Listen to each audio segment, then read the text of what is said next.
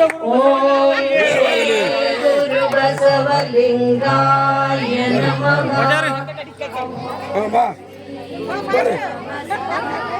ಶರಣು ಶರಣಾರ್ಥಿ ಮಾಡ್ರಿ, MLA MP ಗಳಿಗೆ ಮಾಡ್ತಿರಲ್ಲ. ಗುರು ಬಸವಲಿಂಗಾಯ ನಮಃ. ಓಂ ಶ್ರೀ ಗುರು ಬಸವಲಿಂಗಾಯ ನಮಃ. ಓಂ ಶ್ರೀ ಗುರು ಬಸವಲಿಂಗಾಯ ನಮಃ.